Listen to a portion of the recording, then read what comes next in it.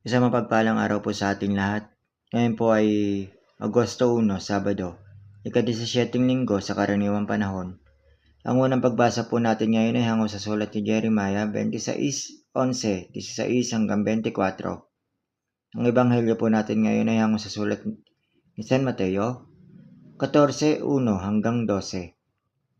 Nang panahong iyon, umabot kay Haring Herodias ang katanyagan ni Jesus at sinabi niya sa kanyang mga kasambahay, si Juan Bautista siya, nabuhay si Juan mula sa mga patay kaya nagkakabisa sa kanya ang mga kalangit na kapangyarihan.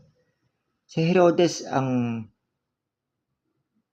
nagpahuli kay Juan at nagutos na ikadena ito at ikulong dahil kay Herodias na asawa ng kanyang kapatid na si Felipe, sapagkat sinabi ni Juan kay Herodias, hindi mo siya pwedeng maging asawa. Talagang ang gusto ni Herodes na patayin siya, pero takot siya sa mga tao na kumikilala kay Juan bilang isang propeta.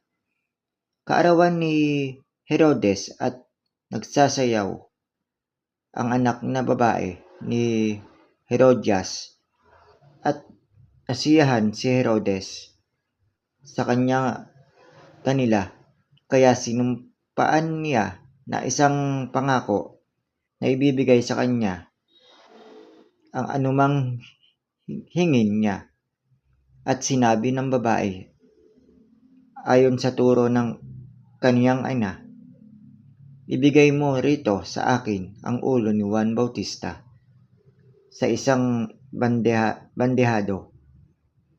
Nasaktan ang hari, ngunit napanumpaan niya ang pangako sa harap ng mga bisita, kaya inutos niya na ibigay iyon sa kanya at pinapugutan niya ng ulo si Juan sa kulungan.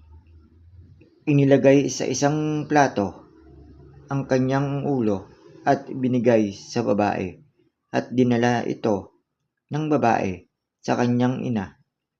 At pagkatapos ay dumating naman ang mga alagad ni Juan at kinuha ang kanyang katawan at inilibing.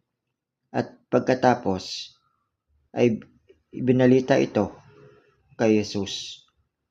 Ang salita ng Diyos.